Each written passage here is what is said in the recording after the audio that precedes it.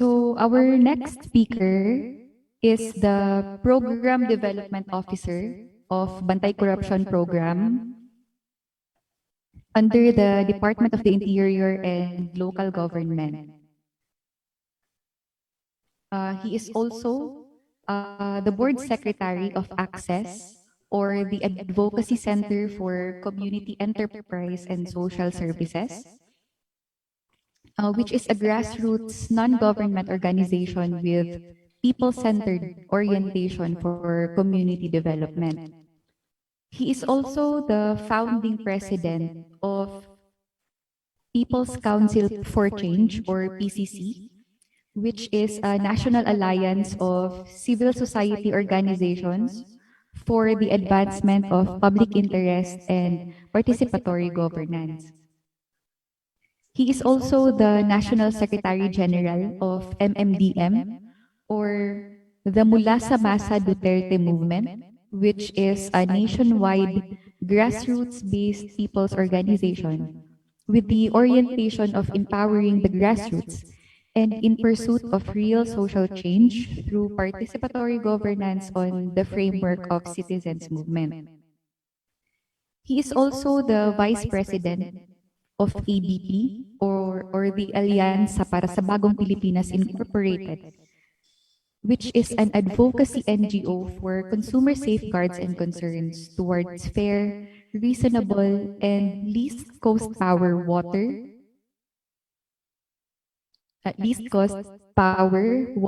and telephone, and to pursue public interest advocacies in good governance, national economic development, environment, and labor. So he is also the program consultant and sustainable farming trainer of Pure Organic, Feed the Soil, Not the Plants. So this is an institution for research and advocacy of groundbreaking techniques and innovative approaches that are relevant to soil health and the sustainable use of land for agriculture, including aquaculture, hydroponics, and aquaponics, which are appropriate for community development and people's livelihood. So he's also the program consultant of UNWEL, or the Universal Wellness Development Center, Incorporated, which is a non-governmental organization pursuing traditional and alternative healthcare services that is accessible to the people. Ladies and gentlemen, let us all welcome the Program Development Officer of the Bantay Corruption Program Management Office, Mr. George Mapile Jr. Yun. Na-unmute na po, ano? So, magandang hapon po sa inyong lahat sa Region 9. Maraming salamat po sa inyong imbitasyon dito sa Bantay Corruption Webinar on reinforcing public accountability for LGUs and CSOs dito sa Region 9. Magandang hapon po kay Yusek Epemaco Densing III. Ganon din po, magandang hapon kay Regional Director Faisal Abutasil, Regional Director ng Region 9. At napansin ko, maabot ito ng 275 ang ating participants ngayon dito sa ating webinar. Magandang hapon po sa inyong lahat, kabilang ang mga leader at kasapi ng mga civil society organizations. Sisimulan ko po ang aking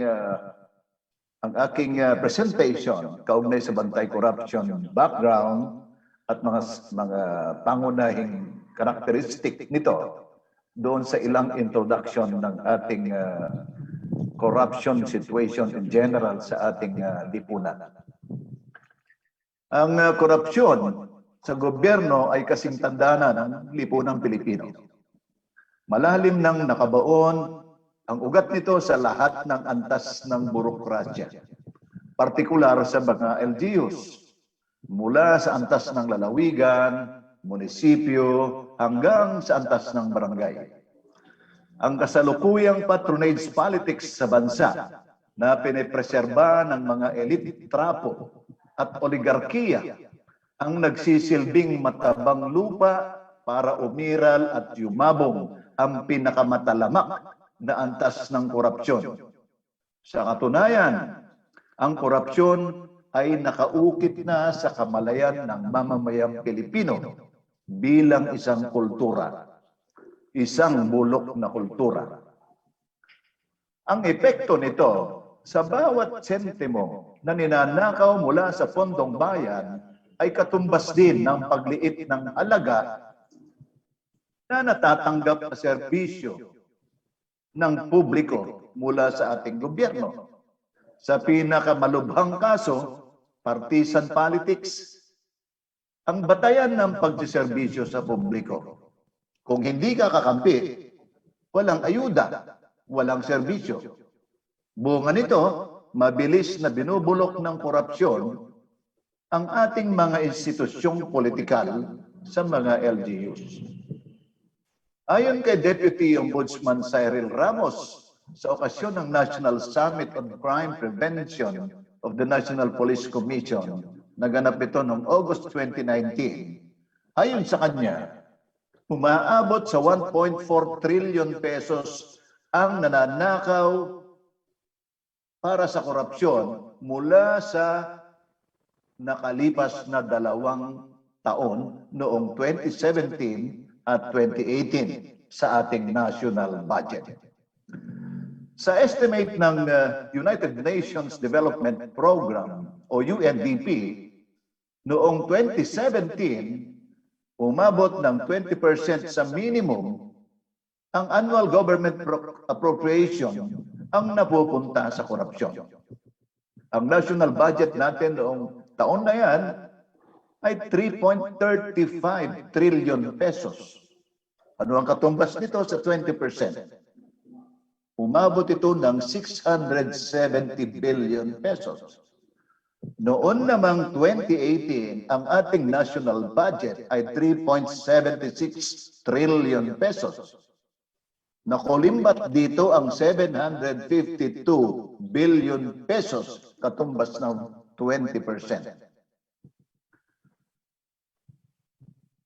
Ang mga multibilyong halaga na ito na napunta sa korupsyon, sa 2 taon na yan, ay maaari sanang nagamit ito sa konstruksyon ng 1.4 million social housing units para sa mga maralita.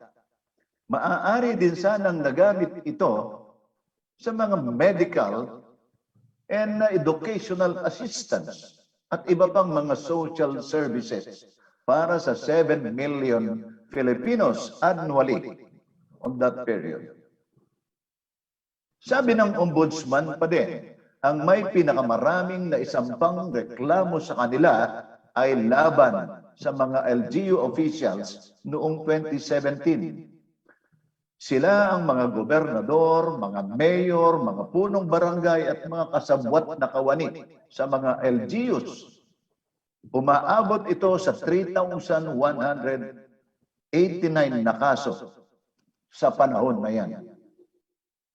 Ang kasunod na pinakamaraming kasong naisampa sa ombudsman ay ang mga reklamo laban sa mga opisyal ng Philippine National Police.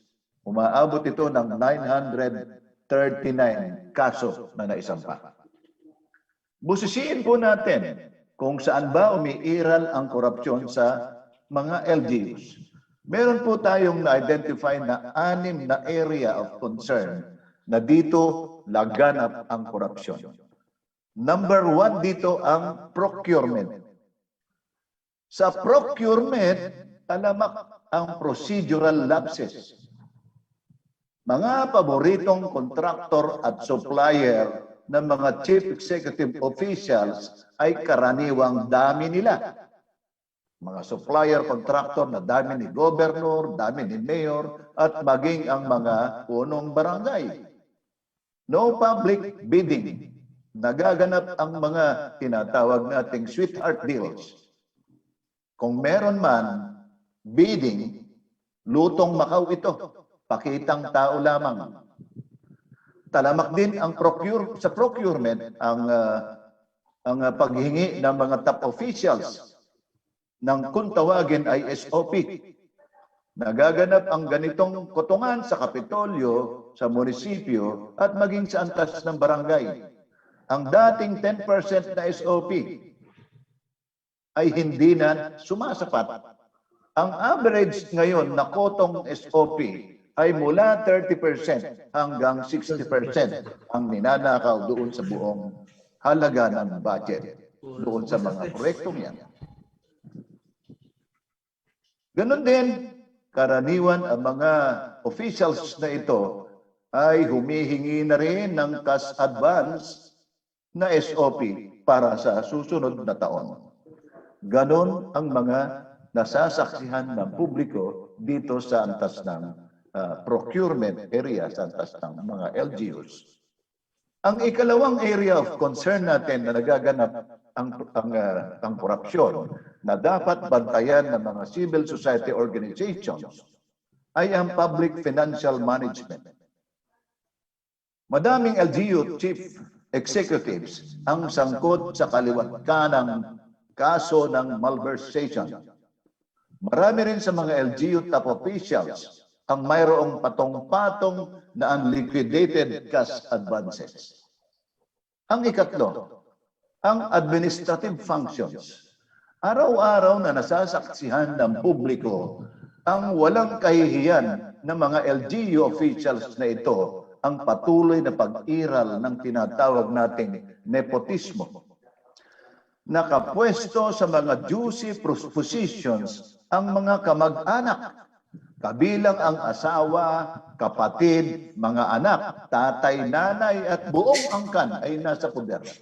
Itunuturing ng mga bulok na LGU officials na ito na isang pribadong korporasyon ang poder na inari na nila bilang gobernador, bilang mayor at punong barangay.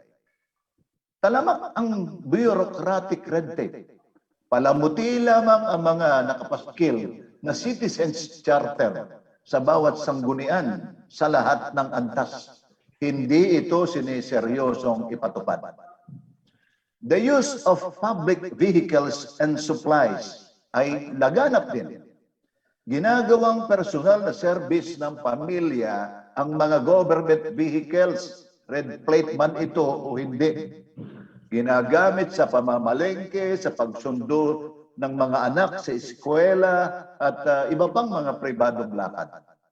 May ilang kaso pa nga na ang isang ambulansya sa isang partikular na LGU ay ginawang service papuntang beach resort ang ambulansya na punong-puno ng kahon ng mga alak.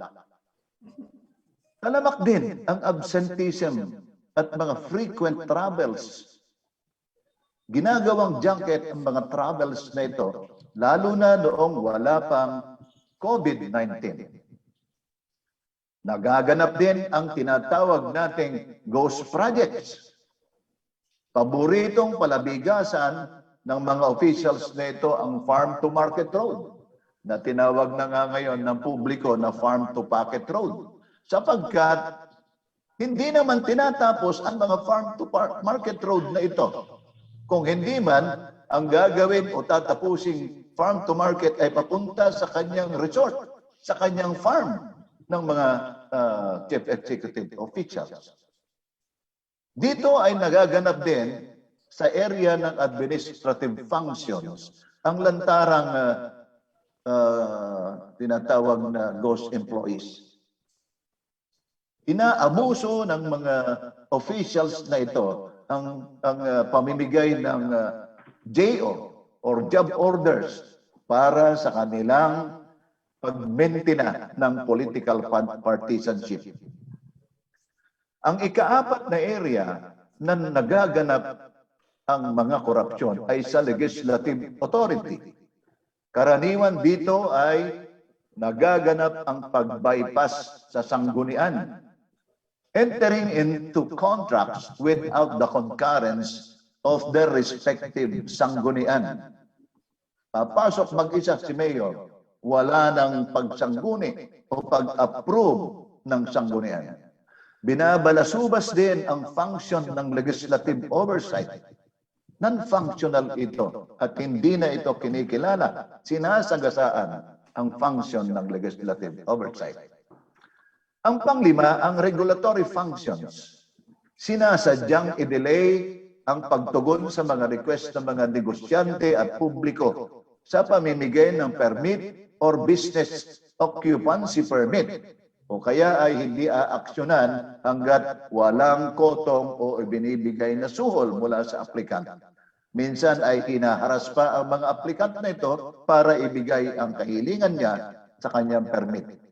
Ginagawang palabigasan ng mga officials na ito ang pagbibigay ng environmental permits, lalo na sa mga area na merong quarrying at mining operations. Ang ika-anim na area ng korupsyon sa LGU ay nagaganap din ang tinatawag na illegal operations, in particular sa illegal drugs operation. Noong Mayo 2019, President Duterte identified at least 44 mayors and vice mayors as being narco-politicians. Involved din ang mga LGU officials na ito sa tinatawag na illegal gambling. Laganap pa rin ang weteng. May ilang kaso din na ang mga local officials na ito ay kasabwat ang mga barangay officials para sa land grabbing case, lalo na kung may mga quarrying operations sa mga tabing ilog at ipapangalan ang lote or property sa kanilang dami. Yan po mga kababayan, ang anim lamang na in-identify natin umiiral ang laganap na korupsyon sa mga LGU. At ito ang dapat bantayan ng mga civil society organization. Ang Bantay Corruption Program ay napakalaki ang naging role nito. Batay sa kampanya ni Pangulong Duterte, merong 888 si Pangulong Duterte para lahat buong mamamayang Pilipino ay malayang isumbong ang anumang katiwaliang nasakyan. Merong PACC na inilunsad ang Pangulo para naman sa mga presidential appointees nito. At dito sa DILG, inilunsad natin ang Bantay Korupsyon na nakatutok ang laban sa korupsyon sa mga LGUs at mga attached agencies sa ilalim ng DILG. Noong August 29, 2018, inaprubahan ni Secretary Anyo ang paglalabas ng Department Order para likhain ang Bantay Corruption Program or Office, Program Management Office. Ang Bantay Corruption, nabanggit natin lagi na ito ay flagship program ng DILG. Mayroon itong tatlong component or three-pronged strategy kung tawagin. Ang education, prevention, at deterrence. Ang component na education or pagmumulat, ito ay upang tukuyin at matiyak ang mas mataas na antas ng pag-unawa ng mamamayan at publiko sa mga batas laban sa korupsyon. Noong launching ng Bantay Korupsyon, ipinanawagan ni Secretary Eduardo Anyo ang ganito, open call. Let us be part of the movement to eliminate corruption at the local level. Freedom to access information in the LGUs is freedom from Wala corruption. mo naka-speaker, no? Hello? Yeah. Can I continue now? Okay. Unquote. Yun po ang tinuran ni Secretary Anyo noong launching ng Bantay Corruption. Batay dito sa ganitong panawagan na sinasabi niyang gawin natin itong isang movement. Ito ay inihahain natin sa mga LGUs nationwide at hinihikayat sila na ipasa ang ordinansa kaugnay sa Freedom of Information or FOI. Naglabas ang PCOO at ng DILG ng Joint Memorandum Circular number 2018-01 dated October 9, 2018. This is the reiteration of Executive Order number 2 series of 2016, operationalizing the people's right to information and the state policies of full disclosure and transparency in the public service. Isustina din natin, liban sa FOI na yan, ang tinatawag nating full disclosure portal or FDP. Yun po ang laman, ang essential ng education component ng ating bantay korupsyon at essential dito na maunawaan ng publiko at ng civil society organizations ang transparency policy ng Administrasyong Duterte na maipatupad ito sa lahat ng sangay at ahensya ng gobyerno including the LGUs. Ang ikalawang strategy o component ng bantay korupsyon ay ang prevention or pag-adlang. Ito naman ay upang alisin ang mga kondisyon at oportunidad ng korupsyon. Merong tatlong na-identify na mga weapon or instrumento para sa prevention. Number one, ang citizens empowerment. Ang mga civil society organizations bilang partner ng Bantay Corruption Program ay dapat regular na mabibigyan ng mga kinakailangang pagsasanay, capability building, para maunawaan ang takbo ng burokrasya at paggogobyerno. Isa ito sa mga trabahong dapat tinitiyak ng mga LGOO at CLGOO at iba pang DILG officials sa mga LGU upang maging tunay na partner sila sa pagsiserbisyo at governance. Ang empowerment sa local governance ay tungkol sa pagpapalawak ng kalayaang matukoy ang mga suliranin at pangangailangan ng mga constituencies at paghahanap ng kaukulang solusyon sa mga suliranin.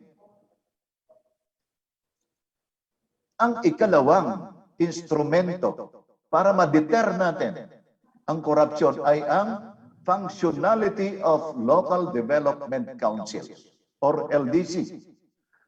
30 years na ang lumilipas simula nung ipatupad ang Local Government Code of 1991.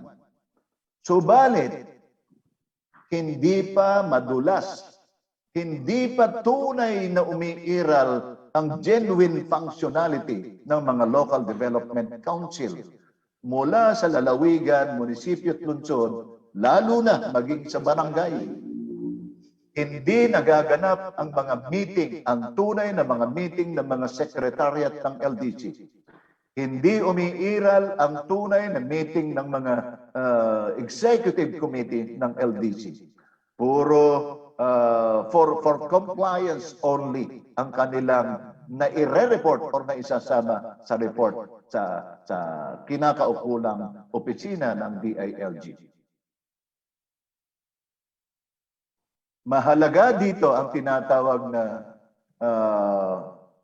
pagbabantay ng mga civil society organizations para i-monitor, busisiin ang operation at function ng mga local development council para i-maximize ang 25% representation ng mga CSO na ito at hanggang 50% representation nito para sa engagement sa mga local special bodies sa mga LGUs. Ang ikatlo ay ang broadening the mechanism for citizens' engagement at therefore the People's Council should be established in every level of governance from provincial, municipal to city, including big barangay levels, big barangays.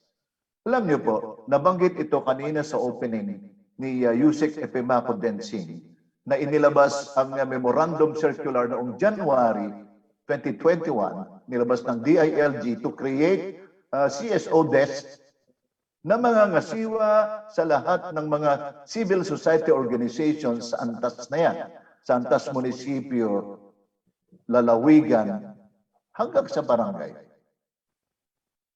Kailangan natin maibuelo ito hanggang sa maitayo at ma-institutionalize ang tinatawag nating People's Council sa mga antas na yan ng LGU. Ang tatlong mekanismo or sabihin nating instrument para doon sa deterrence, yung empowering the CSO at ang functionality ng Development Council at pag-institutionalize ng civil society organizations ang isa sa pinakamahalagang component ng ating kampanya sa Bantay Corruption Program sa DILG. Kapag mahina ang component na ito, ang prevention aspect ng ating programa ay mahina at hindi magtatagumpay ang kampanya. The stronger the CSO involvement, the better. The weaker the CSO involvement, ay mas worse ang korupsyon na magaganap sa ating LGU. Ang ikatlo na strategy para sa ating bantay korupsyon ay ang deterrence or pagpigil. Ang pagdeter ay dapat matukoy at kasuhan ang mga korap at mga tiwali na mga opisyal habang kinikilala natin ang mga tapat at matuwid. Mahalaga sa lahat ng ito ang role ng mga people's organization, mga non-governmental organizations at mga civil society organizations bilang partner at tagapagsumbong ng anomalya at korupsyon kahit na anonymous ang inyong reklamo ay maaari nating tanggapin. Ang tatlong strategy na yan ang ay nararapat nating ipalaganap para maunawaan ng mga kapartner nating civil society organizations at iba pang mga CSOs sa iba't ibang antas.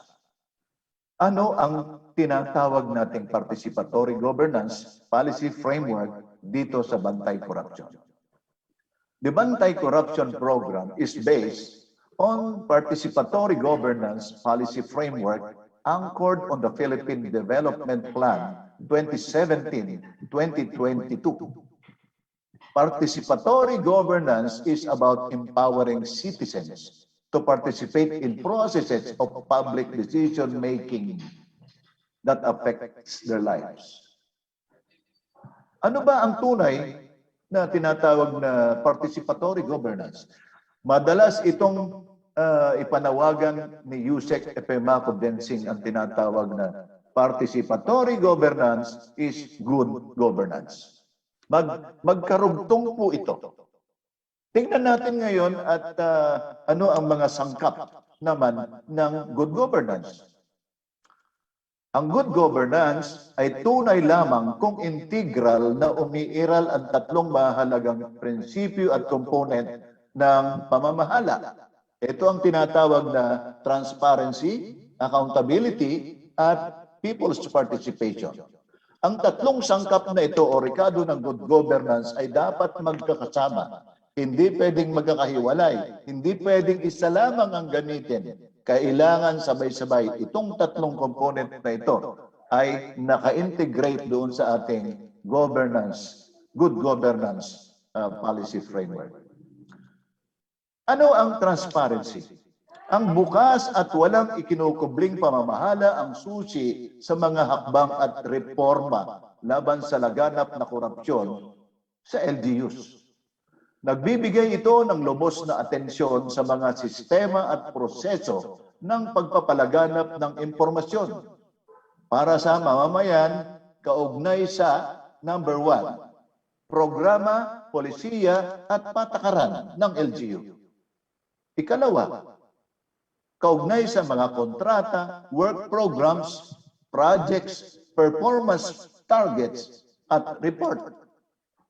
Ang ikatlo na dapat na nalalaman ng publiko, ordinansa at resolusyon ng sangguniang panlalawigan, bayan o ng barangay.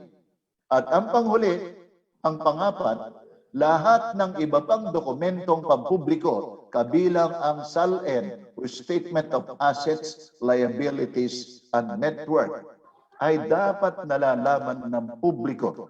Itong SALN ay dapat ibinabahagi natin sa publiko tuwing Enero, taon-taon. Ang lahat ng mga ito for transparency purposes, batay doon sa ating full disclosure policy, ay dapat nasa bulletin board area ng mga sanggunian, nasa website, nasa Facebook page. Lahat ng ito ay dapat nakabalandra doon para ma-access ng mamamayang Pilipino o ng ating mga constituents. Kakambal ng transparency ang malayang akses ng mamamayan sa mga impormasyon. Ang malayang daloy ng mga impormasyon at kaukulang edukasyon kaugnay sa mga ordinansa, resolusyon, mga regulasyon at programa at aktibidad ng pamahalaan sa LGUs ay fundamental na prinsipyo at alituntunin ng transparency. Ang institutional na pundasyon ay kinakailangan para sa mas mataas na antas ng pagtugon ng paggogobyerno para sa paglilingkod sa mamamayan. Kaugnay nito, nararapat ang paglikha ng iba't ibang kinakailangang democratic mechanism para sa pagpapaunlad sa kapasidad ng publiko na tumanggap ng impormasyon at magbigay ng kaukulang feedback sa mga issue at programa at patakaran na apektado ang kanilang buhay at kinabukasan. Ano ang bottom line? Ang gobyernong walang itinatago ay hindi dapat matakot sa mulat na publiko. Ang ikalawang sangkap ng good governance ay ang accountability.